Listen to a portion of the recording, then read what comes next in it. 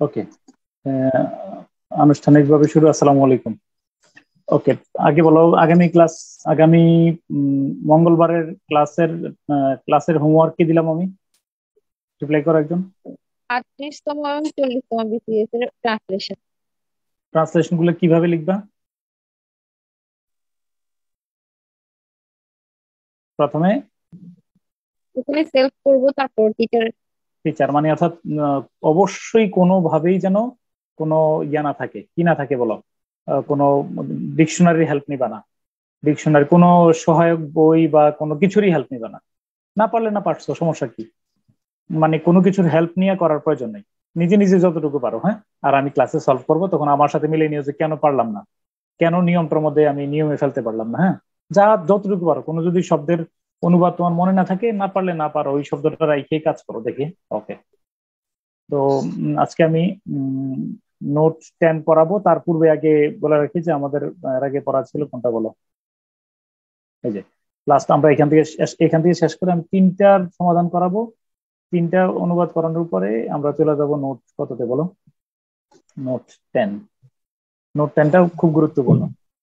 হ্যাঁ, কেউ আর আনমিউট করো না, সবাই সবাই মিউট থাকো। হ্যাঁ, okay. তো দেখো, বাংলাদেশের মতো স্বল্পোন্নত দেশের জ্বালানি নিরাপত্তা নিশ্চিত করা একটি গুরুত্বপূর্ণ বিষয়। ওকে, হ্যাঁ, এবার তাহলে সরাসরি যদি আমরা সাবজেক্ট খুঁজে না পাই, তাহলে অনুবাদটা কিভাবে শুরু করতে পারি বলো? যদি কোনো বাক্যে সরাসরি আমরা সাবজেক্ট খুঁজে না পাই, অনুবাদ কিভাবে শুরু করতে পারি? না, আছে আছে নাই, থাকা না থাকা, ছিল বিদ্যমান থাকা হলে দেয়ার দিয়ে শুরু করবে। সরাসরি সাবজেক্ট খুঁজে না পেলে কি দিয়ে শুরু করবো? একজন তাড়াতাড়ি বলো। স্যার ইট দিয়ে। স্যার ইট ইজ দিয়ে শুরু করবো। তো ইট ইজ দিয়ে শুরু করলে এটা যদি এখানে সাবজেক্ট আছে, আচ্ছা, তারপর আমরা চাইলে ইট ইজ দিয়ে শুরু করতে পারি। তাহলে দেখো, বাংলাদেশের মতো স্বল্পোন্নত স্বল্পোন্নত দেশের জন্য জ্বালানি নিরাপত্তা নিশ্চিত করা একটি গুরুত্বপূর্ণ বিষয়। তো একটি গুরুত্বপূর্ণ বিষয় ইংলিশ কি বলো একজন আমার সাথে? It is important. It is an important issue, matter. হ্যাঁ, it is an important issue. তাহলে আমরা শেষ থেকে শুরুর দিকে যাই। নিশ্চিত করা, to ensure. It is an important issue to ensure. কি বলো 3 নম্বরে কি হবে বলো? Fuel security. Fuel security, security বা সেফটি। হ্যাঁ, দেশের জন্য, স্বল্পোন্নত দেশের জন্য ইংলিশ কি? For the less develop, for the less বা লিস্ট ডেভেলপ কান্ট্রিজ বা ফর আন্ডার ডেভেলপ কান্ট্রিজ, তাই না? ওকে, তারপর বাংলাদেশের মতো লাইক বাংলাদেশ। বাংলাদেশ। আবার মনোযোগ, ইট ইজ নো। যদি কেউ আনমিউট মানে ধরো রিমুভ হয়ে গেছো, এর মানে হলো তুমি আনমিউট করছিলা। এখানে কিন্তু অটো রিমুভ হয়, জানো? অটো রিমুভ হলে কিন্তু পরের ক্লাসেও জয়েন করতে পারবে না। খুব কেয়ারফুল থাকতে হবে একটা বিষয়, যে কথা বলছো আনমিউট, সাথে সাথে মাইক্রোফোন অফ থাকবে। তো একটি গুরুত্বপূর্ণ বিষয়, it is an important issue to ensure fuel security for the least developed countries like Bangladesh. কি চমৎকার, দেখো, একদম সরল অঙ্কের মতো। এই আগামী ক্লাসটা করানোর পরে মানে 40তম বিসিএস এবং 38তম বিসিএস সলভ করানোর পরে আমি প্রথম আলোর কতগুলো করাবো ওই আর পরের ক্লাসটাতে। হ্যাঁ, মানে একদম তাৎক্ষণিক ভাবে। আবার দেখো, একটি গুরুত্বপূর্ণ বিষয়, it is an important issue to ensure fuel security for the less developed country like Bangladesh. আর তুমি যদি বলো যে এইখানে তো আমি চাইলে সাবজেক্ট হতে পারি জ্বালানি নিরাপত্তা নিশ্চিত করা, তুমি এটাকে সাবজেক্ট নিতে পারো, তো সমস্যা নেই। টু এনশিওর ফিউল সিকিউরিটি, তাই না? To ensure fuel security, verb নাই, ইজ নিয়ে নিলাম।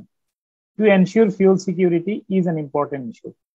To ensure fuel security is an important issue for the least developed countries like Bangladesh, তাই না? কোনো ওকে ওকে গত দশকে চীন, ভারত, ব্রাজিলের মতো দেশসমূহের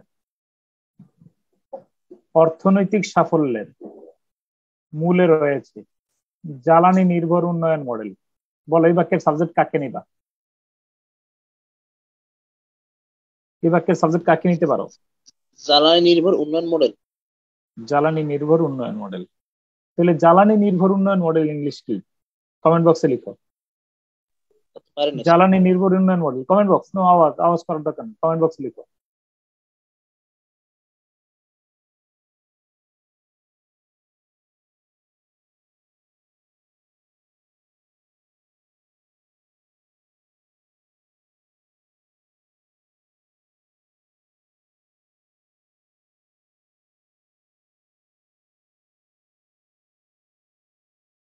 Okay, thank you. Okay, fuel-based development model. Thank you so much. Thank you. Fuel-based development model. Okay, জ্বালানি মূলে রয়েছে। এবার বলো তো মূলে রয়েছে ইংলিশটা আমি কি বলতে পারি? মূলে রয়েছে বলতে fuel-based development model মানলাম। fuel-based development আমরা fuel বলি আর কি, কিন্তু fuel-based development model। এবার বলো মূলে রয়েছে কি ইংরেজি কি করবে তুমি? মূলে রয়েছে on the roots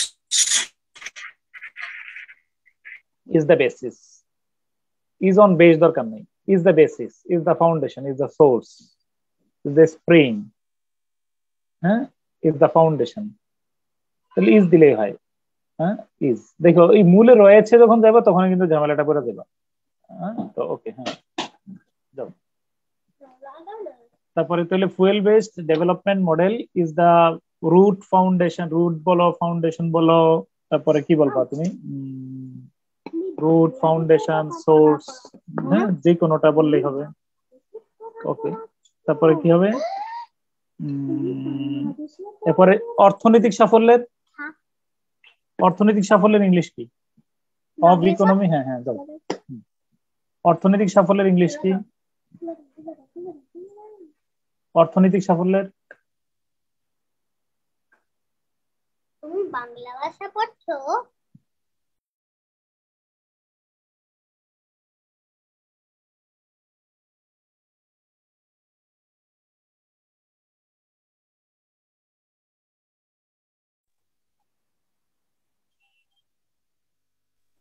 তাহলে তাহলে fuel based development model is the source of economic success। और 3 নম্বর, তাহলে 3 নম্বর পয়েন্ট হলো আমাদের ইকোনমিক সাকসেস। দেখো দেখো, ওকে 1 2 3। মনে রাখবা মূলে রয়েছে দিয়ে যদি কেউ বিভ্রান্ত হও, I am sorry to say, আগে মূলে ছিল, মূলে ছিল। ওয়াজ, ইজ বলবো না, ওয়াজ বললে ভালো হবে। কারণ কেন ওয়াজ বলবো বলো তো? ইজ না বলে ওয়াজ কেন বলবো? Was the source, was the root, was the foundation, কেন ওয়াজ বলবো? কে বলতে পারবে কিনা? স্যার ওই যে লাস্ট গত দশকে লেখা আছে, গত দশকে আছে। হ্যাঁ যদি খেয়াল করো আনকনসিয়াসলি যদি ইজ দিয়ে ফেলো, ইজ কিন্তু যেমন আমি একটা কোন শিটে যে পাস্ট টেন্স ছিল সরাসরি, কিন্তু আমি খেয়াল করি নাই, এই অতীত নির্দেশক শব্দ ছিল আমার, দেখাইছিল একজন, এটা আমি প্রেজেন্ট দিয়ে করে ফেলছিলাম কোন একটা শিটের মধ্যে, কিন্তু আমি খেয়াল করি নাই আর কি। পরে ইজ কেটে ওয়াজ দিতেই হবে কিন্তু। হ্যাঁ তাহলে মানে মনে রাখো যে একটা বিষয় যে সে এসএসসি পাস করেছে, হি হ্যাজ পাস দা, আমি এসএসসি পাস করছি, I have passed my SSC examination, কোনো সমস্যা নাই। কিন্তু যদি বলি আমি 2001 সালে এসএসসি পাস করেছি, তাহলে I have passed my SSC examination in 2001 বললে হবে না, কারণ অতীত নির্দেশক শব্দ থাকলে কোনো অবস্থাতেই আমরা কি করতে পারবো না বলো? অতীত নির্দেশক শব্দ থাকলে আমরা কোনো অবস্থাতেই কি করা যাবে না বলো? পারফেক্ট টেন্স করা যাবে না, প্রেজেন্ট টেন্সে নেওয়া যাবে না। ওকে, তারপরে আসো তাহলে গত বাংলা, তাহলে তাহলে fuel based development model is the source of economic success তারপরে of the countries, তাই না? দেশ সমূহের, of the countries, দেশ সমূহের 4। হ্যাঁ এবার চীন, Brazil, like Brazil, India and China, like Brazil, India and China last decade, গত দশকে। কোনো প্রবলেম আছে কিনা? তুমি যদি লাস্ট ডেকেড শুরুতে নিয়ে আসো, ঠিক না? তুমি যদি বলো যে না আমি ইয়ার নিয়ে আসবো, কি বলে না, গত দশকে যদি তুমি আগে নাও, শেষে নাও, মাঝে নাও, কোনো প্রবলেম আছে কিনা বলো? না স্যার। প্রকৃতি থেকে আহরিত অনাবয়ন, যদি যারা আরেকবার বলে রাখি, জ্বালানি নির্ভর উন্নয়ন model is the source of economic success of the countries like India, Brazil and China last decade। আশা করি ক্লিয়ার। প্রকৃতি থেকে আহরিত অনবায়নযোগ্য জ্বালানি এখনো আমাদের প্রধান ভরসা, যা বাড়ন্ত অর্থনীতির জন্য প্রতিকূল পরিস্থিতি সৃষ্টি করে চলছে। কোন বাক্য বলো তো? Sir complex. জটিল বাক্য। কমপ্লেক্স। তাহলে দুইটা, প্রকৃতি থেকে আহরিত অনবায়নযোগ্য জ্বালানি এখনো আমাদের প্রধান ভরসা। This is the sentence. যা বাড়ন্ত অর্থনীতির জন্য প্রতিকূল পরিস্থিতি সৃষ্টি করে চলছে। ওকে ওকে, এবার বলো প্রথম বাক্যের সাবজেক্ট আসলে কে আমাদের প্রধান ভরসা? কে? অনবায়নযোগ্য জ্বালানি স্যার। প্রকৃতি থেকে অনবায়নযোগ্য জ্বালানির আবার একটা পরিচয় আছে, হ্যাঁ তাই না? কোথা থেকে জানে? হ্যাঁ, প্রকৃতি থেকে। তাহলে নন রিনিউয়েবল এনার্জি, নন রিসাইক্লেবল বা নন রিনিউয়েবল এনার্জি লিখতেছো কিনা? নন রিনিউয়েবল এনার্জি।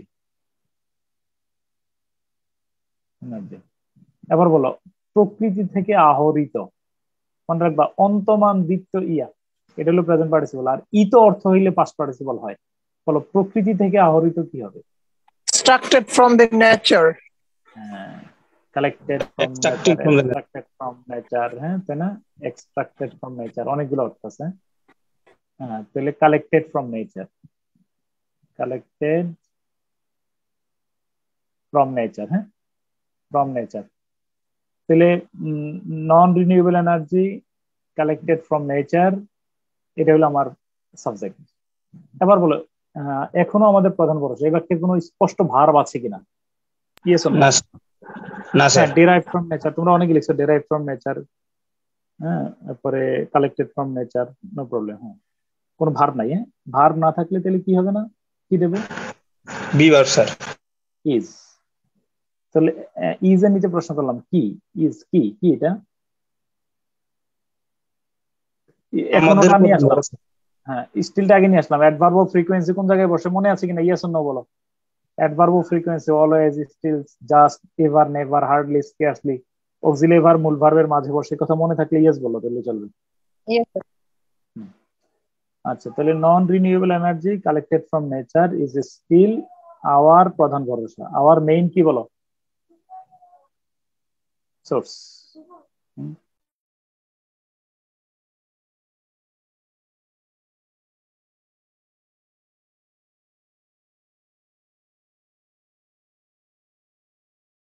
আচ্ছা, তারপরে কি? তাহলে প্রকৃতি থেকে আহরিত অনবায়নযোগ্য জ্বালানি এখনো আমাদের প্রধান ভরসা। তাহলে non renewable energy collected from nature is still our main dependence, main source, তাই না? এরকম তো, তাই না? মেইন অ্যাসেট যেটা বললাম। হ্যাঁ, আচ্ছা এবার দ্বিতীয় বাক্য, যা বাড়ন্ত অর্থনীতির জন্য। এবার বলো যা হলো সাবজেক্ট, যা সৃষ্টি করে চলছে, ইংলিশ কিনা? সৃষ্টি করে চলছে, creating.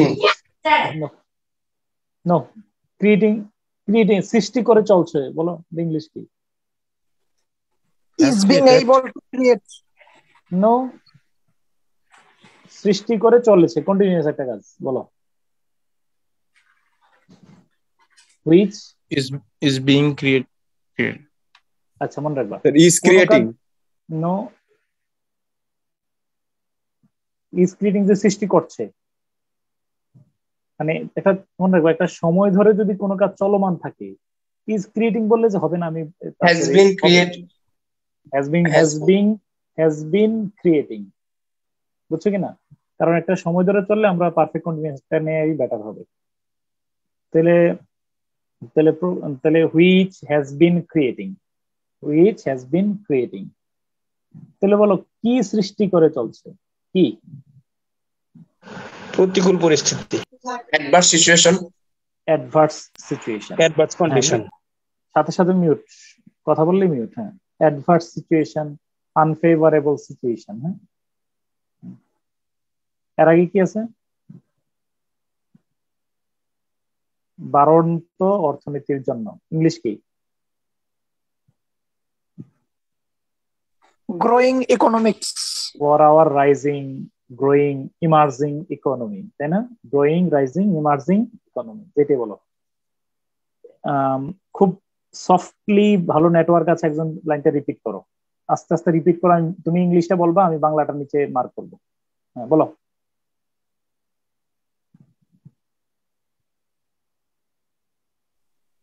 Non-renewable energy. Non-renewable energy হ্যাঁ collected from nature. হ্যাঁ, এই দেখো আমি মার্ক করতেছি। তুমি 1 নম্বর এটা বলছো, নন রিনিউয়েবল এনার্জি কালেক্ট। আমার এই পুরোটা মিলে সাবজেক্ট হয়ে গেছে। তারপরে Still our main এই ভার্ব কই source. দিছো? ভার্ব দাও নাই, ইজ দাও নাই? ইজ হবে। This is still হ্যাঁ, is still our main source. our main source. স্টিলটার আগে আনলাম কেন? তার ব্যাখ্যা তোমাদের কাছে ক্লিয়ার আছে, তাই না? Yes, sir. এরপরে যা Which has been creating adverse situation. Which has been creating adverse situation. an adverse situation দিও, এটা কমন নাউন করে দিও। an adverse situation, তারপরে An adverse situation for our growing economics. for our growing economy. Clear? Sir which যুক্ত subordinate ক্লজটা principal ক্লজের সাবজেক্টে পর বসবে না? আচ্ছা, এখন ওই যে এইটা তো আসবে সামনে, কারণ হুইচ দ্বারা আমরা ওই যে ভরসাকে বুঝাচ্ছি আর কি, বুঝছো না বিষয়টা? বুঝছো কিনা? ওই ভরসাটাই আমাদের, আমরা যে ভরসা করতেছি, অথবা হুইচ দিয়ে কি করতে পারে, পুরা ইয়াটাকে, ক্লজটাকে ইন্ডিকেট করতে পারে। কোন সমস্যা নেই। He failed in the exam, which কি বলো, হুইচ মেড মি স্যাড। তাহলে একটা হুইচ যুক্ত রিলেটিভ প্রোনাউনের যদি হুইচ ব্যবহার করো, তাহলে হুইচ এর অ্যান্টিসিডেন্ট পুরো বাক্যটা হতে পারে। কি বলছো, একজন রিপিট করো।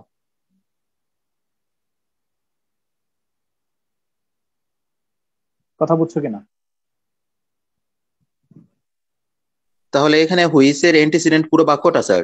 পুরো বাক্যটা ধরতে পারো। আবার তুমি যদি ভরসাটা করো, এই ভরসাই আমাদেরকে কি করছে, এই ভরসার কারণে আমরা আমাদের এই প্রতিকূল পরিস্থিতি সৃষ্টি করে চলছে। তুমি অ্যান্টিসিডেন্ট যদি পুরো বাক্যটা বলো, নো প্রবলেম। হ্যাঁ, জি স্যার, ক্লিয়ার। ওকে। হ্যাঁ, শিল্পায়ন ও উন্নয়নের লক্ষ্যমাত্রা অর্জন করার জন্য।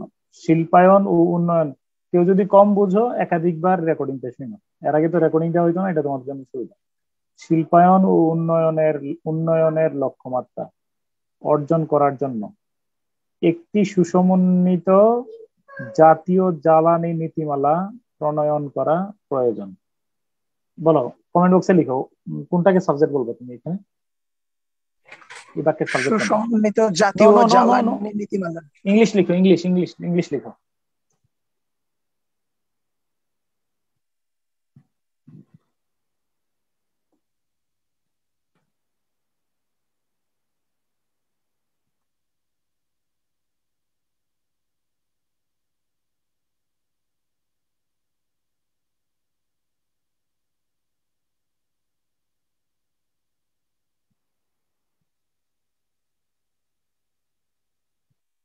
বলো।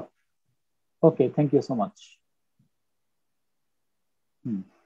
তাহলে আমরা বলে বলতে যে একটি সুসমন্বিত, আচ্ছা এটা তুমি চাইলে দেখো, এটা এখানে কিন্তু সাবজেক্ট আছে। আর তুমি যদি সাবজেক্ট খুঁজে না পাও, তুমি সরাসরি শেষ থেকে শুরুতে যেতে পারো। দেখো, আমি সাবজেক্ট তো পেয়ে গেছি তোমরা, থ্যাংক ইউ সো মাচ। আমি যদি বলি এটি প্রয়োজন, it is necessary, it is important, তাই না? It is necessary. প্রণয়ন করা, প্রণয়ন করা ইংলিশ কি? তৈরি করা। To make, to formulate, FORMULATE। ঠিক আছে কিনা? তুমি দেখো একবারে আর সহজ করে বলি, তুমি সাবজেক্ট খুঁজে বের করছো, আমি সাবজেক্ট খুঁজে পাচ্ছি না। It is necessary to formulate, it is important to formulate কি? একটি সুসমন্বিত জাতীয় জ্বালানি নীতিমালা, a well integrated, well combined, হ্যাঁ, well organised national fuel policy. It is necessary to formulate, to make a well integrated, well combined, কি বললাম, national fuel policy, অর্জন করার জন্য, ইন অর্ডার টু অ্যাচিভ অথবা টু অ্যাচিভ অথবা for achieving. তাহলে অর্জন করার জন্য, for achieving, in order to achieve. আচ্ছা, শিল্পায়ন ও উন্নয়নের লক্ষ্যমাত্রা। তাহলে শিল্পায়ন ও উন্নয়নের লক্ষ্যমাত্রা ইংলিশ কি?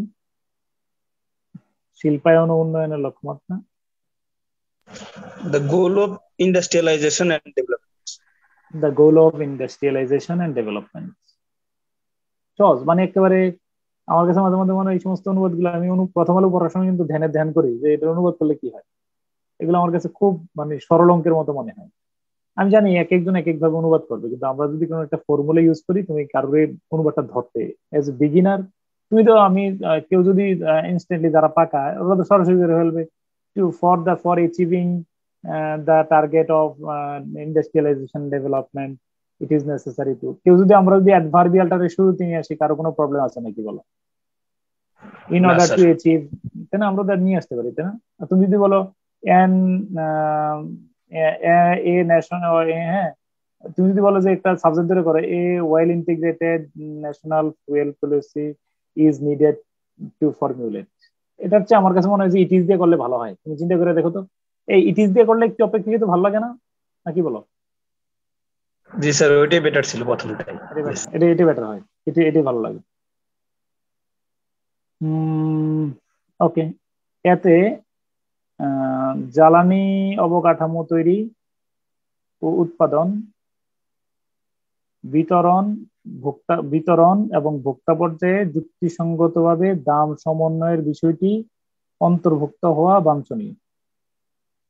ঠিক আছে, তো তুমি চাইলে অ্যাক্টিভে রাখলে একরকম হবে, বাক্যটাকে সাজাও। অ্যাক্টিভে রাখলে একরকম হবে আর প্যাসিভে রাখলে একরকম হবে।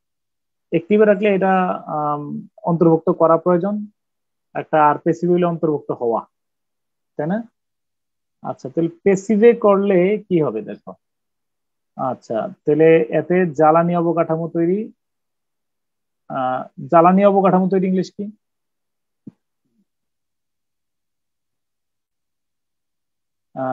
বলতো, ফর্মুলেশন অথবা টু ফর্মুলেট, টু মেক, তাই না? টু ফর্মুলেট, জ্বালানি অবকাঠামো কি বলো? Fuel infrastructure. ইনফ্রাস্ট্রাকচার, হ্যাঁ। এরপরে উৎপাদন ইংলিশ কি? প্রোডাকশন, হ্যাঁ। এরপরে বিতরণ ইংলিশ কি? ডিস্ট্রিবিউশন। এবং ভোক্তা পর্যায়ে দাম সমন্বয় ইংলিশ কি? যুক্তিসঙ্গতভাবে দাম সমন্বয়, লজিক্যাল প্রাইস, বলবা ইন্টিগ্রেশন বা কম্বিনেশন, তাই না? এট দা কনজিউমার লেভেল, তাই না? আচ্ছা, তাহলে অন্তর্ভুক্ত হওয়া বাঞ্ছনীয় ইংলিশ কি? Should be included in this অথবা in this policy, প্রপারলি, হ্যাঁ। তুমি চাইলে আমি এবার বলি অ্যাক্টিভ আর প্যাসিভ দুইটাই বলতেছি। দ্য পলিসি শুড ইনক্লুড, এটা হলো মানে এতে মানে পলিসিটিতে ওই যে এখানে নীতিমালা বলছো না, বা ইট শুড ইনক্লুড দা কি বলো ইন দা কি বলো, ইট শুড ইনক্লুড দা কি বলো ফর্মুলেশন অফ কি ন্যাশনাল ফিউল কিনা অবকাঠামো, ইনফ্রাস্ট্রাকচার, তারপরে এন্ড কি বলো উৎপাদন ইংলিশ কি? প্রোডাকশন, তারপরে কি বলো ডিস্ট্রিবিউশন। হ্যাঁ, ও তোমরা একটা কাজ করতে পারো, অ্যাক্টিভে যদি লিখো একটা বাক্য আগে অ্যাক্টিভে লিখো, ইট should include the issue, it should include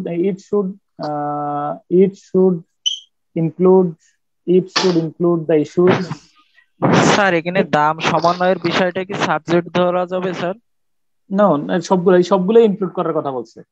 এই যে মানে ওই যে পলিসিটাতে কি কি ইনক্লুড করবা, জ্বালানি অবকাঠামো তৈরির বিষয়টা, উৎপাদনের বিষয়টা, বিতরণের বিষয়টা এবং ভোক্তা পর্যায়ে যুক্তিসম্মত, it should include this four things, four issues. তাহলে it should include the issues of, কি বলো,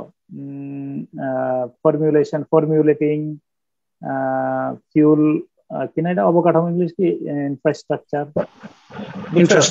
প্রোডাকশন, ডিস্ট্রিবিউশন, এগুলা। তুমি আগে বাক্যটা দেখো, বাক্যটা দেখে নার্ভাস হইও না তুমি। এতে এই বিষয়, আচ্ছা তুমি আমার বলো তো, তুমি ইংলিশ পরে বলো, আগে আমার এই কথা বলো। এতে এই বিষয়গুলো অন্তর্ভুক্ত করা প্রয়োজন। ইংলিশ কি বলো? This issues should be included here. তুমি যদি অ্যাক্টিভ প্যাসিভে করো, this issues should be included here, অথবা it should include this issues, তাই না? আচ্ছা, তাহলে আমি যদি বলি দিস ইস্যুস, তাহলে আমরা বলি যে দ্য ইস্যু অফ, খেয়াল করো, দ্য ইস্যু অফ ফর্মুলেটিং, কিনা এটা ওই যে fuel infrastructure, হ্যাঁ, the issues of formulating বা মেকিং বা establishing fuel structure, infrastructure। এরপরে কিনা, এরপরটা কি বিতরণ ছিল, ডিস্ট্রিবিউশন। এরপরে logical price production, logical price কিনা combination at the consumer level should be included in the policy. তুমি এই সমস্ত বাক্যের ক্ষেত্রে তুমি শুধু জাস্ট ডিজাইন ইউর, এই যখন এই অ্যাপ্রোথ্যাপ্রো অনেকগুলো, বা তোমার হয়তো হঠাৎ করে অবকাঠামো মনে আসতেছে না ইংরেজি, বা এরকম অ্যাপ্রোথ্যাপ্রো শব্দ পেলে জাস্ট বাক্যটাকে আগে ডিজাইন করো যে এখানে কি মাদ্দা মানে এগুলো মূল কথাটা কি। এই পলিসিতে এই বিষয়গুলো, পলিসিটিতে এই বিষয়গুলো অন্তর্ভুক্ত হওয়া প্রয়োজন। তাহলে the issues should be included here in this policy, তাই না? ওকে ওকে, চলো এখন আমি তোমাদেরকে, আমরা নোট 10 পড়াবো। নোট 10টা বেশ গুরুত্বপূর্ণ, সবচেয়ে বলবো না, মানে বেশ গুরুত্বপূর্ণ। এটা হলো, আমরা বলবো যে এখন তোমার নোট 10 এর বিষয়টা একটু দেখো। এটা কমপ্লেক্স সেন্টেন্স সম্পর্কিত কিছু আজকের লেকচারটা প্রয়োজন আরো কয়েকবার শুনে এই অংশটার জন্য বিশেষত। আচ্ছা, আমার অল্প কথা বলবো, কিন্তু তুমি ভালো, মানে আমি এখানে বুঝাবো কমপ্লেক্স সেন্টেন্সের বিশেষত রিলেটিভ প্রোনাউনের অংশটা। হ্যাঁ, তুমি খেয়াল করে দেখো, কয়েকটা পয়েন্ট আলোচনা করি। কমপ্লেক্স সেন্টেন্সের অনুবাদে কি কি জটিলতা হয়, 2-3টা জটিলতা মাথায় রাখলে হবে। সে কার জন্য অপেক্ষা করছে, বলো, সে কার জন্য অপেক্ষা করছে? তাহলে ফার্স্ট সেন্টেন্স, সে অপেক্ষা করছে। আগে বলো, সে অপেক্ষা করছে ইংলিশ কি? He is waiting. He is waiting. Okay, বলো, সে কি অপেক্ষা করছে? Is he waiting. Is he waiting. Is he waiting. এখন যদি তুমি বলো যে সে কার জন্য, ফর হোম, সে কেন, why is he waiting, how, সে কিভাবে অপেক্ষা করছে, হাউ ইজ হি ওয়েটিং, কার জন্য অপেক্ষা করছে, for home is he waiting. কথা কি বুঝাতে পারছে কিনা? ওকে, এতটুকু জানতো নাকি? সে কেন অপেক্ষা করছে, ওয়াই ইজ হি ওয়েটিং। ওকে, এখন খেয়াল করে দেখো, এখানে 2টা বাক্য। তুমি কি বলতে পারো সে কার জন্য অপেক্ষা করছে? তুমি কি বলতে পারো সে কার জন্য অপেক্ষা করছে, তাই না? তুমি কি বলতে পারো সে কার জন্য অপেক্ষা করছে? আচ্ছা, ভুল অনুবাদটা কি দেখো। আচ্ছা, আমি যদি বলি ক্যান ইউ টেল মি, তুমি কি আমাকে বলতে পারো, তুমি বলতে পারো for home is he waiting. বলো, 2টা যদি আমরা আলাদাভাবে বাক্য অনুবাদ করি, একজন রিপ্লাই করো, তুমি কি বলতে পারো, ইংলিশ কি বলো? Can you tell me. আচ্ছা, থামো, তুমি কি বলো, সে কার জন্য অপেক্ষা করছে? For home is he waiting. ঠিক আছে না? এমনি দেওয়া পারেন, ঠিক আছে। এখন আমরা বলবো যে বাক্যটা কেন ভুল। ভুলটা হলো, আমরা কি করব, আমরা জানি যে বাক্য যদি কমপ্লেক্স হয়, তাহলে কমপ্লেক্সের 2টা অংশ কখনো ইন্টারোগেটিভ সাধারণত হয় না। বলবো 2টা অংশ না বলে বলবো সাবঅর্ডিনেট ক্লজ। সাবঅর্ডিনেট ক্লজ মানে সাবঅর্ডিনেট কনজাংশন যুক্ত অংশটা, where, when, how, why, which, subordinate conjunction যুক্ত অংশ কখনোই ইন্টারোগেটিভ হয় না। আমার দিকে তাকাও, বলো কমপ্লেক্স সেন্টেন্সের কয়টা অংশ? দুইটা, একটা প্রিন্সিপাল ক্লজ আর একটা সাবঅর্ডিনেট ক্লজ। Subordinate clause.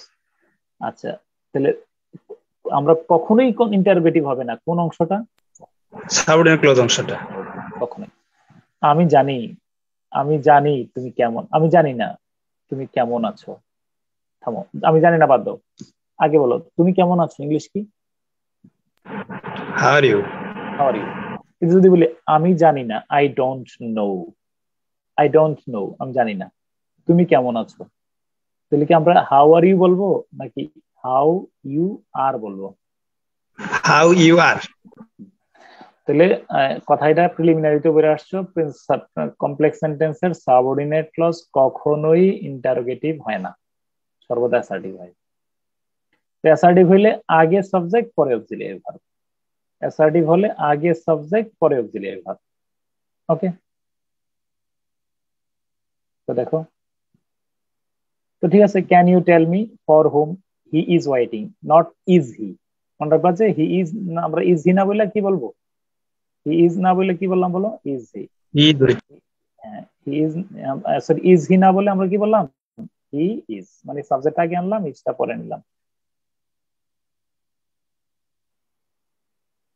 তবে এক্ষেত্রে বাক্যের শেষে প্রশ্নবোধক চিহ্ন না ফুল স্টপ বসবে, এটা কিন্তু আমরা প্রিন্সিপাল ক্লজ বলে দেবে। এই দেখো কেন বাক্যের শেষে ফুল স্টপ দিলাম এখানে, কেন দিলাম বলো? ক্যানের কারণে। এই বলো, বাক্যের শেষে আমরা প্রশ্নবোধক চিহ্ন বসাবো নাকি ফুল স্টপ বসাবো, এটা কে বলে দেবে? স্যার প্রিন্সিপাল ক্লজটা। আচ্ছা আচ্ছা, রুসাফা কেন সেখানে যাচ্ছে? রুসাফা সেখানে যাচ্ছে, তাহলে why is Rusafa going there? Why is Rusafa going there, কোনো সমস্যা নেই। আমি জানি না রুসাফা কেন সেখানে যাচ্ছে, I don't know why is Rusafa going there না বলে আমরা why Rusafa is going there.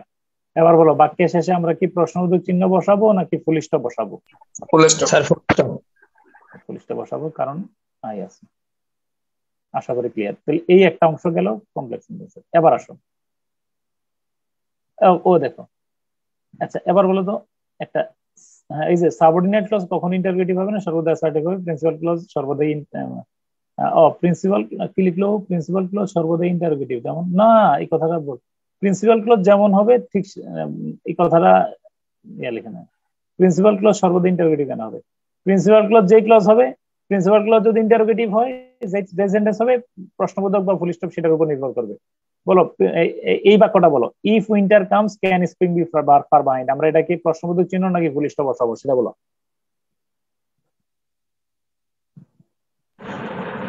Sir প্রশ্নবোধক।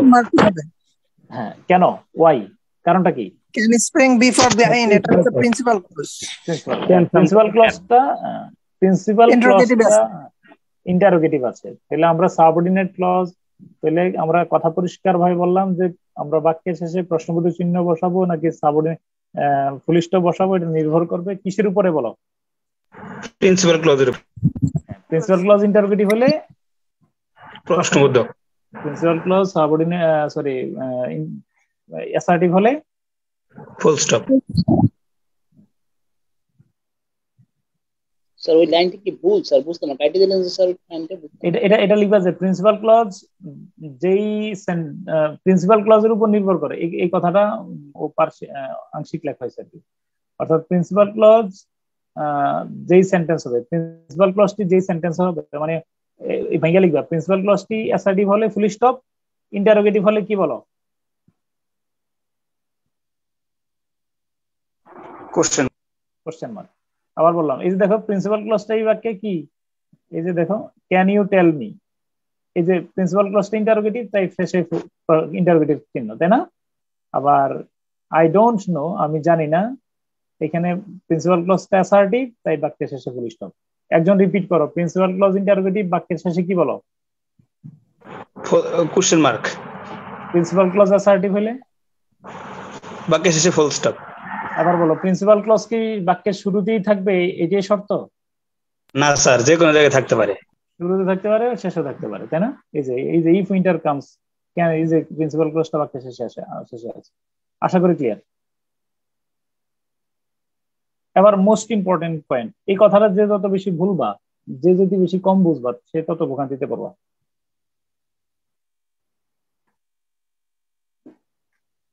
খুব ঠান্ডা মাথা, এগুলো প্রিলিমিনারিতে পড়ে আসছো।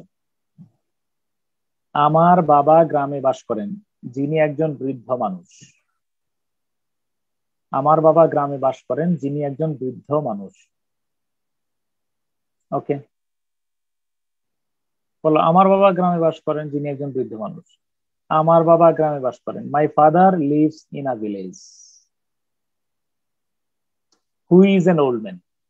বাক্য কিন্তু ঠিক আছে, কিন্তু আমরা জানি যে রিলেটিভ প্রনাউনের ব্যবহারটা, রিলেটিভ প্রনাউন তার অ্যান্টিসিডেন্টের পাশেই বসে। এই বাক্যটা কেন ভুল আমরা বলবো, my father lives in a village, who এর পূর্বে ভিলেজ বসা আছে, এই বাক্যের অর্থ হলো ভিলেজ, ভিলেজ হলো বৃদ্ধ মানুষ, না হয় নাই। তাহলে আমরা কি করলাম দেখো, রিলেটিভ প্রনাউন এবং অ্যান্টিসিডেন্ট সবসময় আমরা পাশাপাশি বসাই। তাহলে কি হলো, মাই father lives in a village, কোনো সমস্যা নেই। মাই ফাদারের পরে ভার্ব হলো leaves in a village. Is who is an old man, এটা দ্বারা কাকে বোঝানো হয়েছে বলো তো একটু? হু ইজ এন ওল্ড ম্যান দ্বারা কাকে বোঝানো হয়েছে? My father. তোমরা আল্লাহর হস্তে যেইভাবে লেকচারটা দেয়া আছে ঠিক এইভাবে কিন্তু তুলে ফেলো এটা। শুধু এই এক্সাম্পলটা যে বুঝবা, তার রিলেটিভ প্রনাউনে কোনো সমস্যা হওয়ার কথা না। তাহলে আমরা বলতে পারতাম মাই father lives in a village, who is an old man, কিন্তু আমরা বলবো যে সরি হয় নাই, কারণ হু এর পূর্বে ভিলেজ বসা আছে। হু দ্বারা বোঝানো হয়েছে কাকে বলো, ফাদারকে। তাহলে রিলেটিভ, তাহলে কথাটা স্পষ্টভাবে লেখা আছে relative pronoun who, whom, whose, which, that, but, এবং relative adverb where, when, how, why যুক্ত অ্যাডজেক্টিভ ক্লজ সাধারণত অ্যান্টিসিডেন্টের পাশেই বসে এবং অ্যান্টিসিডেন্টের মধ্যে পরবর্তী ব্যবহার বসে। অর্থাৎ হু দ্বারা যাকেই বোঝানো হচ্ছে তার পাশে বসবে। আর উদাহরণ আরেকটা দেখো, তুমি বুঝবা। বাট রিলেটিভ প্রনাউন কেন, এটা পরে বুঝবে। দেখো এই বাক্যটা জাস্ট বুঝাও। দা boy saw a dead man, বালকটি একজন মরা মানুষকে দেখলো, মানে রাস্তা দিয়ে হেঁটে যাওয়ার সময় বালকটি একজন মরা মানুষকে দেখলো। এই বাক্যটাকে যদি আমরা অনুবাদ করি এইভাবে, the boy saw a dead man who was walking in the field. কেউ যদি এই বাক্যটা বুঝো না বুঝা বোঝার ভান করো না, আমরা অনেস্টলি বলো এই বাক্যটা বুঝছো কিনা, তাহলে আর সমস্যাগুলো থাকবে না। এটা এ প্লাস বি বেসিক সূত্র। কেন বাক্যটা ভুল, এর পূর্বে মানে ডেড ম্যান বসা, আর এখানে মরা মানুষ হাঁটতেছে, এটা বোঝাচ্ছে। আমরা জানি। তাহলে এই অর্থটা কি হলো, অর্থটা হলো দা boy saw a dead man, বালকটি একজন মরা মানুষকে দেখলো। Who was walking in the field, who মানে এই যে মরা মানুষটি রাস্তা দিয়ে হেঁটে যাচ্ছিল। তো আমরা জানি যে রিলেটিভ প্রনাউন এবং অ্যান্টিসিডেন্ট আলাদা বসে না, পাশাপাশি বসে। তাহলে who was walking in the field, এটা এটা কার সম্পর্কে বলা হচ্ছে, মৃত মানুষ নাকি বয়? স্যার দা বয়, বালক সম্পর্কে। নিউট আমরা কাকে আমরা ঠিক করলাম কি, the boy who was walking in the field saw a dead man. The boy who was walking in the field saw a dead man. The boy who was walking in the field saw a dead man. এটা complex sentence করে ফেললাম, এটা adjective clause হয়ে গেল। এখন তুমি বলবা যে আমি কমপ্লেক্সে না করে এটাকে সিম্পলে করব। সিম্পল করার সহজ টেকনিকটা হলো, হ্যাঁ, এইখানে হু ওয়াজটা তুলে দিবা। আমার দিকে তাকাও, সিম্পল আর কমপ্লেক্সের মধ্যে পার্থক্যটা কোথায়? আমি যদি বলি the boy walking in the field saw a dead man, এটা সিম্পল সেন্টেন্স। আর যদি বলি the boy who was walking in the field saw a dead man, আমার দিকে তাকাও, বলো সিম্পল সেন্টেন্সে কয়টা সাবজেক্ট, কয়টা ফাইনাইট ভার্ব থাকবে? একটা সাবজেক্ট, একটা ফাইনাইট ভার্ব। কোনো মতেই কয়টা ফাইনাইট ভার্ব থাকবে না? দুইটা। একের অধিক ফাইনাইট ভার্ব থাকবে না। তাহলে সিম্পল সেন্টেন্সে only one subject and one finite verb. Complex সেন্টেন্সে কিন্তু আবার দুইটা সাবজেক্ট, দুইটা ফাইনাইট ভার্ব, দুইটা বাক্যই থাকবে এবং এটা কনজাংশন, সাবঅর্ডিনেট কনজাংশন দ্বারা যুক্ত থাকবে। ঠিক আছে, কমপ্লেক্স সেন্টেন্সে দুইটা ক্লজ থাকবে, আর সিম্পল সেন্টেন্সে only one clause, one subject and one finite verb. তো আমরা দেখতে পাচ্ছি, দেখো দা boy saw a dead man, বালকটি একজন মরা মানুষ। তাহলে the boy who was walking the field saw a dead man, খেয়াল করে দেখো তাহলে the boy who was walking the field saw a dead man. এই বাক্যের প্রিন্সিপাল ক্লজ হলো দা boy saw a dead man. এখন বালকের পরিচয় কি, who was walking in the field, যে কোথায় কি দেখলো বলো, কি দেখলো? Dead man. Dead man. Okay, এবার বলো দা বয়, আমি যদি বলি হু ওয়াজটা তুলে দেই, তাহলে the boy saw a dead man, এটা প্রিন্সিপাল ক্লজে রয়ে গেল, এটা মূল বাক্যটাই রয়ে গেল। এখন বলো ওয়াকিং ইন দ্য ফিল্ড, এটা কি ক্লজ নাকি ফ্রেজ? Sir phrase. ফ্রেজ, এবং এটা অ্যাডজেক্টিভ ফ্রেজ বা প্রেজেন্ট পার্টিসিপল ফ্রেজ, কোনো সমস্যা নাই, নাউনের পরে বসছে। জাস্ট হু ওয়াজ বা এই যে মানে হু ওয়াজ মানে হু ইজ, এই হু হুইচ এগুলো তুলে দিলেই কি হবে বলো? ওকে, ফ্রেজ হয়ে যাবে স্যার। ফ্রেজ হয়ে যাবে। দা বয় ওয়াকিং, এটা খুব বেশি পরিমাণে আমরা ব্যবহার করব এই টেকনিকটা, খুব বেশি পরিমাণে। ধরো কমপ্লেক্স করতে মন চায় নাই, আমি চাইবো এগুলো, এটা খুব দুর্দান্ত একটা বিষয়, মনে রাখবা যে রিলেটিভ প্রোনাউনটা উঠাইয়া কিভাবে সিম্পল করে ফেলবো। ওকে, আচ্ছা, সিম্পল সেন্টেন্সে কোন নাউন বা প্রোনাউনের পরে প্রেজেন্ট পার্টিসিপল যুক্ত ফ্রেজ থাকলে সাধারণত হু হুইচ প্লাস অ্যাক্টিভ ভয়েস এই স্ট্রাকচার, অ্যাক্টিভ ভয়েস এই স্ট্রাকচার অনুসরণ করে বাক্যটিকে কমপ্লেক্স করতে পারি, তাই না?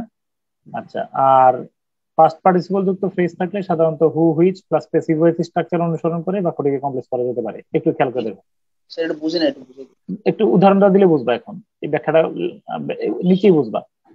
আজীবন মনে রাখবো, কোন নাউন বা প্রোনাউনের পরে preposition present participle past participle যুক্ত ফ্রেজ বসে উক্ত নাউন বা প্রোনাউনকেই নির্দেশ করলে সেটি সর্বদা কোন ফ্রেজ হবে বলো? Adjective phrase. অ্যাডজেক্টিভ ফ্রেজ হবে, তাই না? ওকে, এবার আসো, I have a boat made of would, আমার একটা নৌকা ছিল, যে নৌকাটা কিসের তৈরি বলো? কাঠের তৈরি। কাঠের তৈরি। ওকে, তাহলে বলো আই হ্যাভ এ বোট, এটাকে মেড অফ উড, এটাকে যদি আমরা কমপ্লেক্স করি, which makes of wood, which plus active ভয়েসে যাব নাকি প্যাসিভ ভয়েসে যাব? প্যাসিভ ভয়েসে। এটাই বলছি, I have a boat made of wood. খেয়াল করে দেখো, এবার দেখো এই যে ব্যাখ্যাটা এখানে লেখা আছে, পাস্ট পার্টিসিপল যুক্ত ফ্রেজ থাকলে, এই যে কোন নাউন বা প্রোনাউনের পরে পাস্ট পার্টিসিপল যুক্ত ফ্রেজ থাকলে কমপ্লেক্স করার সময় আমরা অ্যাক্টিভ ভয়েস না প্যাসিভ ভয়েসে যাব? বলো I have a boat made of would, আমরা কমপ্লেক্স করার সময় আই হ্যাভ এ বোট এরপরে হুইচ যুক্ত করে কি অ্যাক্টিভ করেছি না প্যাসিভ করেছি বলো? Passive sir. I have a boat. আচ্ছা, এবার বলো, আর যদি এখানে, এবার বলো Dhaka lying on the bank of Buriganga is the capital of Bangladesh, ঢাকার পরে লাইং আছে, এটা কি প্রেজেন্ট পার্টিসিপল না past participle? Sir present participle. Present participle করলে আমরা কমপ্লেক্স করার সময় Dhaka which, which is laid lain নাকি হুইচ লাইজ, হুইচ এর পরে অ্যাক্টিভ ভয়েস না প্যাসিভ ভয়েস? হুইচ এর পরে অ্যাক্টিভ স্যার। Active voice. কথাটা কি বুঝছো কিনা দেখো, কোন নাউন বা প্রোনাউনের পরে, এবার পড়ো, পড়ে শোনাও আমার একজন।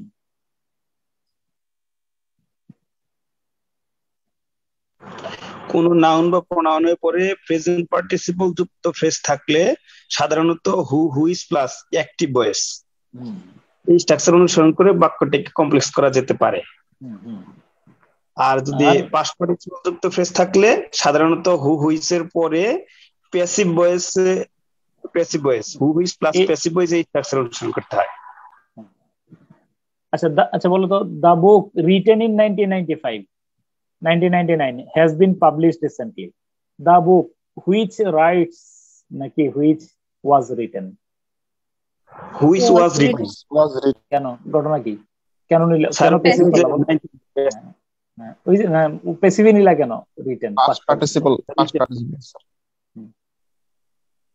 আচ্ছা, আমরা কি এখানে হুইচ লাইং আছে এইজন্য কি হুইচ ইজ লাইং বলা লাগবে না? অ্যাক্টিভ ভয়েসের যেই টেন্সে অ্যাপ্রোপ্রিয়েট সেটা নিবা, এটা প্রেজেন্ট টেন্সে appropriate. Dhaka which is lying দরকার আছে, হুইচ লাইজ অ্যাক্টিভ ভয়েসে নিব। খুব গুরুত্বপূর্ণ এই বাক্যটা, দেখো বাংলাদেশ ব্যাংকের একটা অনুবাদ, এই বাক্যটা বুঝলে তুমি আমার অনেক যন্ত্রণা থেকে দিবা, এটা শিওর। যেসব গ্রামবাসী জ্বালানি কাঠকে ইন্ধন রূপে ব্যবহার করছেন তারাই দেশের বন জঙ্গলগুলো ধ্বংস করছেন। টাইম 1 মিনিট, ট্রাই ইউরসেলফ, অনুবাদটা করো। যেসব গ্রামবাসী জ্বালানি, আমি পজ দেবো ভিডিও রেকর্ডিংটা। যেসব গ্রামবাসী জ্বালানি কাঠকে ইন্ধন রূপে ব্যবহার করছেন তারাই দেশের বন জঙ্গল গুলারে ধ্বংস করতেছে। বাক্যটা লিখে অনুবাদ করো, সময় 1 মিনিট।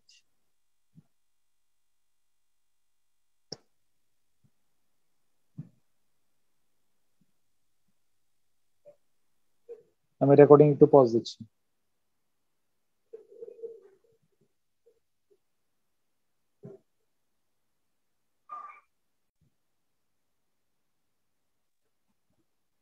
ওকে, মাশাআল্লাহ অনেকেই ইয়ে করতেছো। আমি দেখি ফয়সাল রনি কি লিখছো, তারা আস্তে আস্তে একটু দেখি।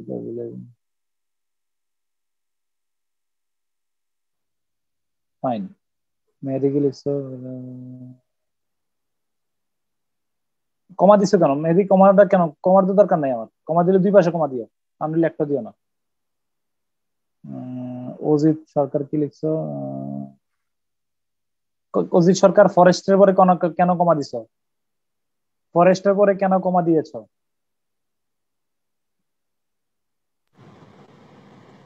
Zubaida Afroz, thank you. সিম্পলে করছো তাই না? জুবাইদা সিম্পলে করছো, thank you so much. Enamul Kabir Rajon কি লিখছো? People who are using firewood as a burner are destroying. আচ্ছা ঠিক আছে, গ্রামবাসী না আমি বলছি, গ্রামবাসী। তুমি কি বলতেছো কেন? দুনিয়ার সব মানুষ নিয়ে আসো কেন? The villagers who are using wood as fuel are destroying the forests. And the villagers who are using Rashedul Islam লিখছো, এর আগে লিখছিলাম মাহমুদ আক্তার, ভালো লিখছো। এরপরে বাবা দাঁড়াও, পরে the villagers who are using fuel wood as an energy they are destroying. Okay, thank you, আমি satisfied আলহামদুলিল্লাহ। জীবন ঠিক আছে। who are using fuel woods as catalyst are destroying catalyst আচ্ছা দাও। তারপরে the users using firewood as firewood, এই যে ঝামেলাটা করছো রাকিবুজ্জামান। আচ্ছা একটু ঝামেলা করছো কি, the villagers using firewood লিখছো, ফায়ারউড লিখে আবার দে দিছো কেন? হ্যাঁ, দে কেন দিয়েছো সেটা হলো বলো। আচ্ছা রাকিব তোমার প্রবলেমটা নিয়ে আমি কথা বলবো এখন। আর বাকি আলহামদুলিল্লাহ মোটামুটি। মায়া কি লিখছো? the villagers who are destroying the forests are using ওরে বাবা, তুমি প্রিন্সিপাল ক্লজের সাবঅর্ডিনেট বানাই ফেলছো। countrymen who are using fuel wood as a kindly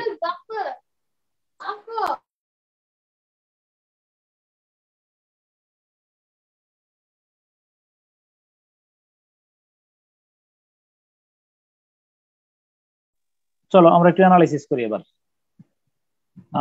প্রথমে একটু দেখো, আমরা দেখি খুব ঠান্ডা মাথায় একটা বাক্যই তোমরা আমার রিকোয়েস্ট রইলো, এই বাক্যটা বাচ্চাদেরকে, তোমার বন্ধু বান্ধবদেরকে একটু পড়াইবা কিনা, হ্যাঁ বা না বলো।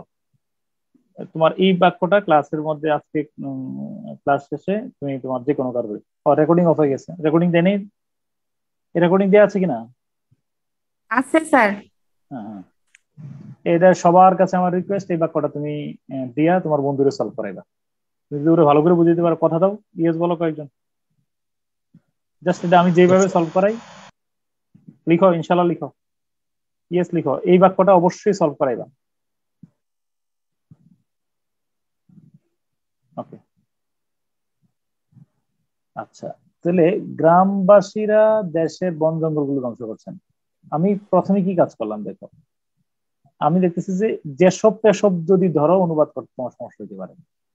আমি there are two absolute fresh sentences in this complex sentence. First sentence, গ্রামবাসীরা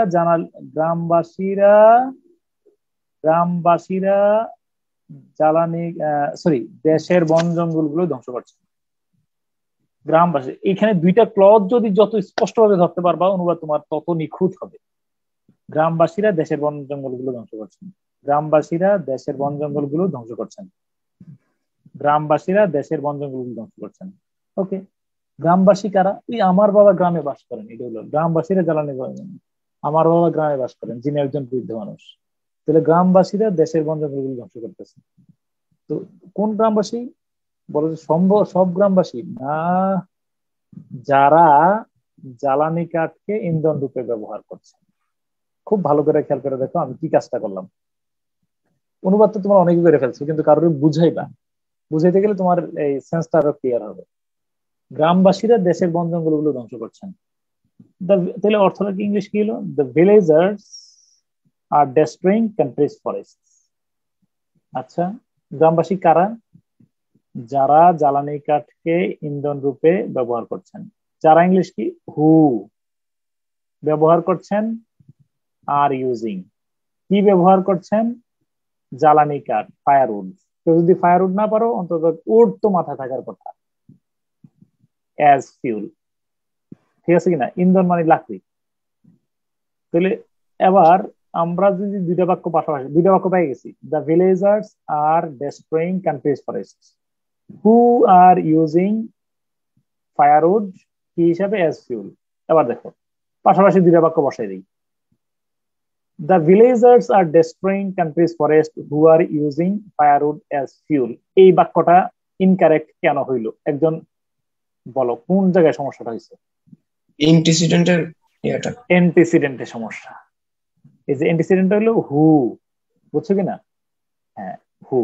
হু এর পূর্বে ফরেস্ট বসা আছে, হবে না। বরং who are using firewood as fuel, এটা কার সম্পর্কে বলা হয়েছে বলতো? The villager. ভিলেজার্স। তাহলে আমরা কারেকশনটা করে নিলাম কি?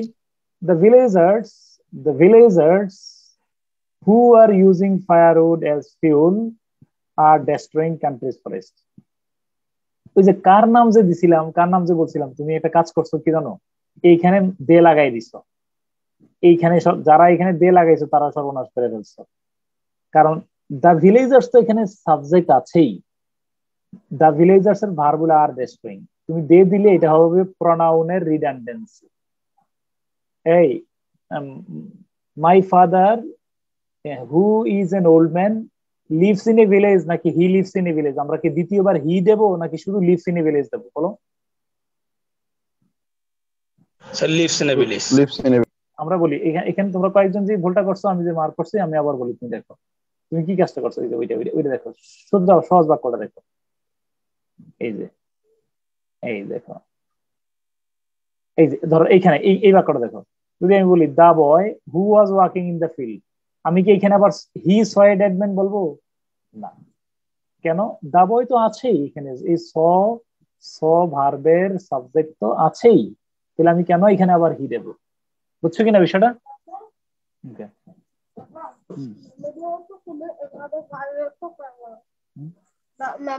আচ্ছা ঠিক আছে, আচ্ছা যাও। আচ্ছা তাহলে কি বললাম?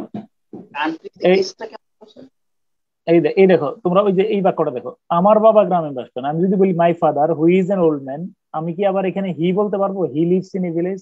জি না, হি বলতে পারবো না। কারণ লিভস এর যে সাবজেক্ট আছে সেটা তো ফাদার আছেই। হি দিলে তো my father he lives in a village কেমনে হয়? তো আমি কথাটা আরেকবার পরিষ্কার ভাবে বলি। দেখো এই বাক্যটাতে কি করলাম দেখো।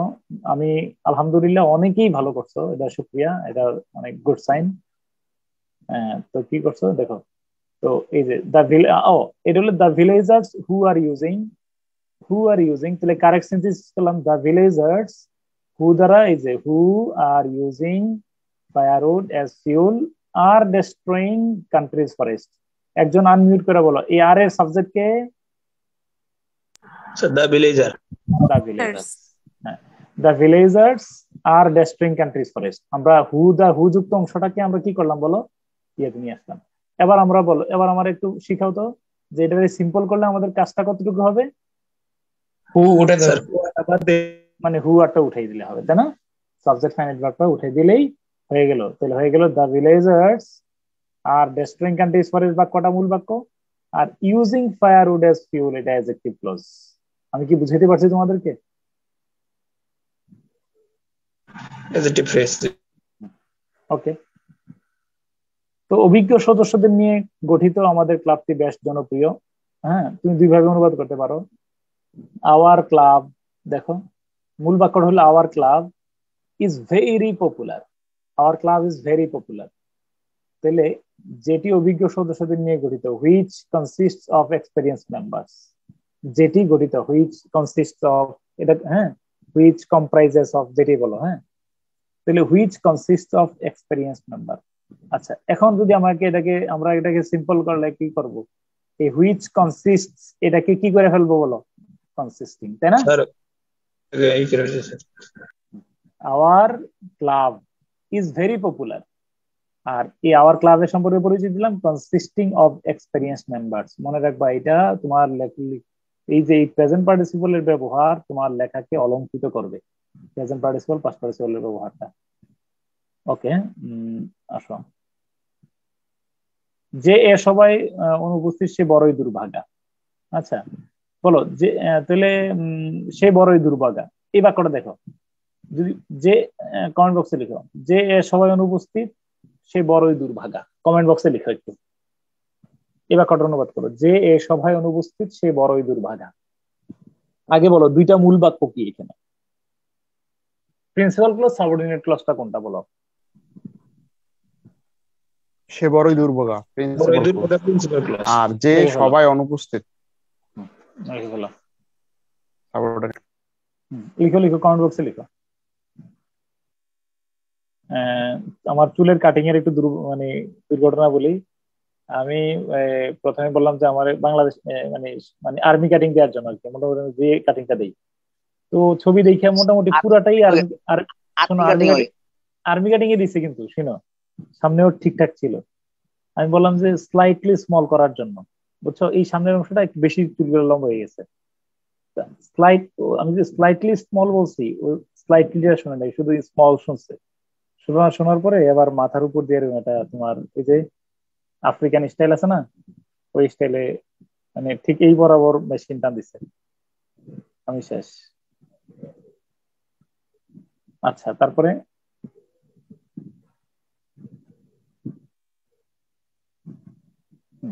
কমেন্ট বক্সে লিখতেছে অনেকে, he who is absent in the meeting is very, মাশাআল্লাহ, the person who is absent in the meeting is very, thank you so much. One who is absent in the meeting, হ্যাঁ, ওকে, yes, thank you so much. তাহলে আমাদের মূল point is that, এই মূল পয়েন্টটা হলো এখানে যে এ সবাই অনুপস্থিত সে বড়ই দুর্ভাগা, তাহলে হি ইজ ভেরি আনফরচুনেট, সে বড়ই দুর্ভাগা, হ্যাঁ, সে বড়ই দুর্ভাগা। সে কে, সেটা কে বলো, সে কে, যে সবাই অনুপস্থিত, যে সবাই অনুপস্থিত, তাহলে হুই is absent in the meeting. তাহলে আমরা তাহলে যদি আমরা বলি he is very unfortunate, Hui is absent in the meeting, কেন ভুল হয়েছে বলো? আনফরচুনেট কে মডিফাই করছে, এটা হবে না। হ্যাঁ, তাহলে হয়ে গেল he who is absent in the meeting is very unfortunate. আমরা কি আবার এখানে হি দিতে পারবো কিনা বলো? না স্যার, একই সাবজেক্ট, কারণ ইজ এর সাবজেক্ট হি আছেই। আশা করি তোমরা বুঝছো। 50 বছর পূর্বে নির্মিত দালানটি গত সপ্তাহে ধসে পড়েছে। মূল বাক্যটা কি আমার বলবা কেউ একজন? এই বাক্যের মূল কথাটা কি, মূল বাক্যটা কি আসলে? দালানটি ধসে হয়েছে। Thank you so much. The building collapsed last week. This is the sentence. The building collapsed last week. The building collapsed last week. তো যেটি 50 বছর পূর্বে নির্মিত হয়েছিল, ইংলিশ কি? Which was built 50 years ago. হ্যাঁ, which was built, আচ্ছা, fine. এখন তুমি যদি এটা সিম্পল করো, তাহলে আমরা কি এখানে বিল্ডিং দেব না বিল্ট বা কনস্ট্রাক্টেড, কোনটা দেব? পাস্ট পার্টিসিপল ব্যবহার করব, মনে পাস্ট পার্টিসিপল ব্যবহার করব। হ্যাঁ, তাহলে the building constructed 50 years ago collapsed last week. আর যদি কমপ্লেক্সে করো, the building which was constructed, which was built 50 years ago. আমি বুঝছো না? আশা করি ইনশাআল্লাহ। জি স্যার, ডান। কেউ না বুঝলে কিন্তু বললো, আনমিউট করার, আমি এই জন্য মিউট করে ফোর্স মিউট করাচ্ছি না। ওকে, এবার দেখো, এবার একটু চলো আমরা এই যে 4 নম্বর যে তোমার যে প্র্যাকটিস শিট দিছি, আমারে একজন রিকোয়েস্ট করছিল তোমাদের মধ্যে যে সবগুলো প্র্যাকটিস শিট একসাথে দেওয়ার জন্য। আমি দেবো কথা দিয়ে দিতে পারি নাই, তারপরে দেই নাই এক কারণে যে আমি সবগুলো একসাথে ইমিডিয়েটলি দিয়ে দেবো। মনে করছিলাম 10টা দেবো, তো 10টা না দিয়ে 20টাই একসাথে দিয়ে দেবো, এই জন্য। হ্যাঁ, একটা ফোল্ডার করে সবগুলো একসাথে দিয়ে দেবো। আচ্ছা আসো।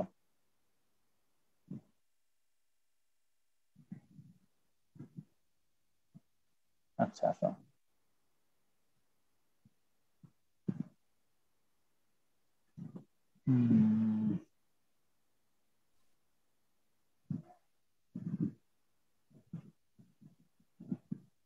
আচ্ছা, এটা যদিও তোমরা করছো, আমার কমেন্ট বক্সে লিখে শোনো। শেখ মুজিবুর রহমান তার রাজনৈতিক প্রচারণায় যে কোট করতেন সেটিকে মুজিব কোট নামে ডাকা হয়। ওকে ওকে, কমেন্ট বক্সে দেখতে চাই।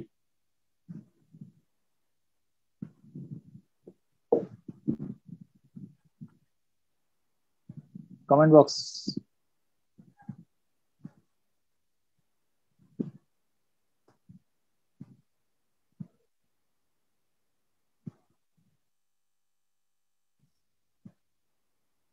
লিখো, কমেন্ট বক্সে লিখো।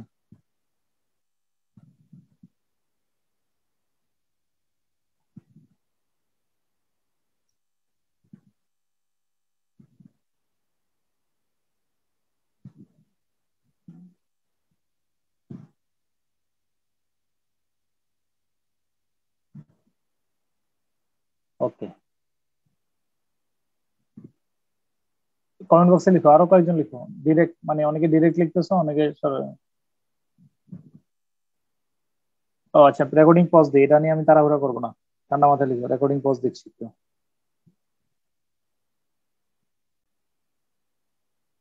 আমি বুঝতে পারছি মনে হয়। The coat that Sheikh Mujibur Rahman use to wear in at his, Raihana তুমি বুঝছো কিনা বলো? হ্যাঁ, ও হ্যাঁ ঠিক আছে, তুমি বুঝছি। ওয়াজ নোন, ঠিক আছে, ওয়াজ নোন। না, ওয়াজ দিবে এখানে, ওয়াজটা লিখো না তুমি। পলিটিক্যাল ক্যানভাস দরকার কি? আচ্ছা, দ্য কোট হুইচ ওয়ার্ড কেমনে হইলো Munir? The coat which word by which is worn by Sheikh Mujibur, তাও তো হয়।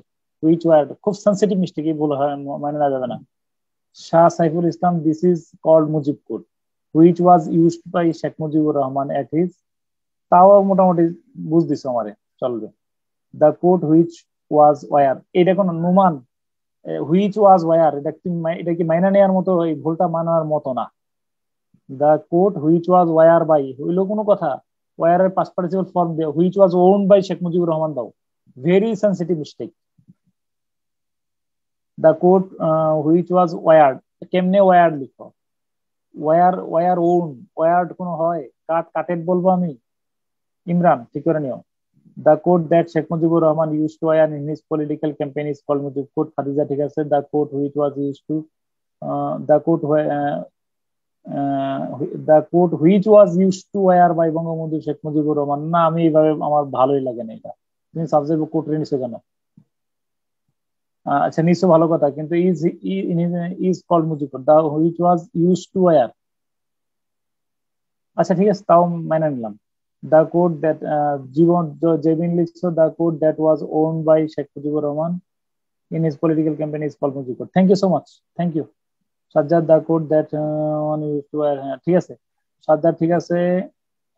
Doctor Faisal Ahmed, Sheikh Mujibur Rahman or A code for his political campaign, this code is called Mujib code. আচ্ছা ভাঙ্গা লিখছো, দেখ সমস্যা নাই, কিন্তু তার তবে এটা এক বাক্যে লেখা যায় তো, তুমি 3টা বাক্য করে ফেলছো। হয়েছে, অনুবাদ কাটা যাবে না, কিন্তু দুর্বল হয়েছে। The code that Sheikh Mujibur Rahman, Tajmul লিখছে, the code that Sheikh Mujibur Rahman use to wear in his political campaign is called Mujib code. Thank you so much. Okay okay, এবার আমি দেখো, আমরা একটু বলতে চাই এইভাবে। তো চলো আমি তোমার এটা তো কোনো জায়গায় কি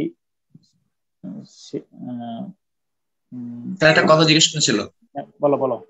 তার কোন জায়গায় শুনছিলাম, মানে মনে নেই আর কি, সেটা হচ্ছে মানে বারবার যদি কমপ্লেক্স সেন্টেন্স লিখি আমরা, সেটা দৃষ্টিকটু লাগে, মানে যাতে করে এটা কি আসলে সত্যি কিনা?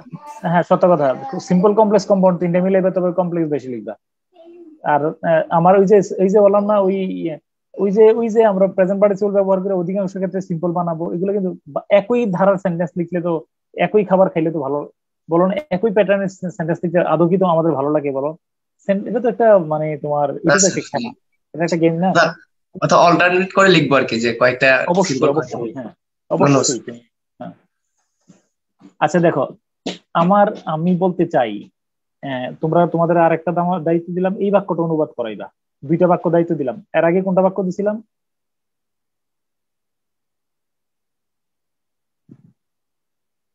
বলো না। গ্রামবাসী জ্বালানি কাঠ ইন্ধনরূপে ব্যবহার করে। গ্রামবাসী এই যে জ্বালানি কাঠ এটা দিবা, আর বঙ্গবন্ধু যে কোট, এই 2টা বাক্য তোমার বন্ধুরে বোঝানোর দায়িত্ব তোমার। এটা ইমানি দায়িত্ব। যার সাথে দেখা হয়েছে লাইব্রেরিতে বসছো, বলো 2টা বাক্যের অনুবাদ করাই দাও। তারপরে তুমি ও যেটুকু করুক, তুমি আমার মতো করে বুঝেবা। বলবা যে তুমি আগে বাক্য 2টারে ভাগ করো, তাহলে তোমার জন্য সুবিধা হবে। তুমি ক্লজটাকে বুঝো, তাহলে তোমার কোটটিকে মুজিব কোট বলা হয়। তুমি ওরে বলো যে কোটটারে মুজিব কোট বলা হয়। আর যেটা বঙ্গবন্ধু শেখ মুজিবুর রহমান তার রাজনৈতিক প্রচারণায় পরিধান করতেন। The two absolute separate sentences. The coat is called Mujib coat. কোটটিকে মুজিব কোট বলা হয়, বুঝছো কিনা? যেটি শেখ মুজিবুর রহমান, তাহলে যেটি হুইচ অথবা দ্যাট বঙ্গবন্ধু শেখ মুজিবুর রহমান পরিধান করতেন, এটা অভ্যস্ততার বিষয়। Use to wire, use to put on. কখন পরিধান করতেন? In his political campaigns. তাহলে এবার আমি দুটা সিনথেসিস করলাম। আমি যদি বলি দ্য কোট ইজ মুজিব, দেখো, হ্যাঁ, এই দেখো সিনথেসিস প্রপার। এবার বলো হুইচ বঙ্গবন্ধু, এই হুইচ দ্বারা আসলে কাকে বোঝানো হয়েছে বলবা কি? কোটটাকে বলা হয়েছে। তাহলে অর্থটা কি দাঁড়াইলো দেখো। হ্যাঁ, তাহলে দেখো, the coat that by which Bangabandhu Sheikh Mujibur Rahman used to wear in his political campaigns বা ক্যাম্পেইন, যেটা বল ক্যাম্পেইনস দিয়ে প্লুরাল তো, is called মুজিব কোট। একজন আনমিউট করে বলো এই বাক্যের প্রিন্সিপাল ক্লজ কোনটা? Sir the court is called Mujib coat. The court is subordinate clause কোনটা? That Bangabandhu Sheikh Mujib used to wear in his political campaign। আর তুমি যদি বলো সাবঅর্ডিনেট ক্লজ, যদি বলো that is or বা that is put on by Bangabandhu Sheikh Mujibur Rahman in his the court that is, মানে passive voice ব্যবহার করছে, তাতেও তো সমস্যা হবে না, তাই না? বলো that is put on বা that is owned by Sheikh Mujibur Rahman in his political campaigns is called Mujib coat, তাতেও সমস্যা হয় না। তুমি চাইলে এই যে, তাই না, that Bangabandhu Sheikh Mujibur Rahman used to wear বা এটার প্যাসিভ ভয়েসে করলেও আমাদের কোনো আপত্তি, কোনো ভুল হয় না। আমি কি বুঝাতে পারছি কিনা বলো? জি স্যার। বেশি পড়া না, মনে রাখবা যে অনেক বেশি অনুবাদ করে ফেলতেছো, তার চেয়ে বেশি ইফেক্টিভলি মানে কিছু কার্যকর অনুবাদ করা। তাহলে তোমার আমি আর কোনো পড়া নয়। তাহলে কাজ হলো 3টা। এক নম্বর হলো বন্ধুরে বুঝাইবা ওই কোনটা না বললাম যে প্রথমে ওই যে জ্বালানিকে, একদম আমি যেইভাবে পড়াইছি, যেইভাবে লেখাইছি, এটা তোমার দায়িত্ব, এটা রেসপন্সিবিলিটি। তুমি আমার আদেশ অমান্য করতে পারো না। দ্বিতীয়টা হলো বঙ্গবন্ধু যে কোটটারে, এই 2টা বাক্য ভালো করে বুঝাইবা। আমি আগামী ক্লাসের শুরুতে এরকম আরো কয়েকটা বাক্য অ্যানালাইসিস করব। তারপরে আবার এরপরে 3 নম্বর কাজ কি, 40তম বিসিএস এবং 38তম বিসিএস, এই 2টা সলভ করবা। এই 2টা লাইন বাই লাইন অনুবাদ করবা। আগে তোমার অনুবাদ লিখবা, এরপরে আমার সাথে মিলাই নিবা। ওকে, আরো 2টা।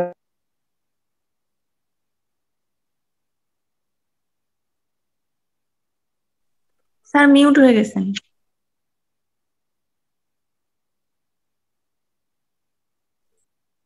তাহলে বিদায়।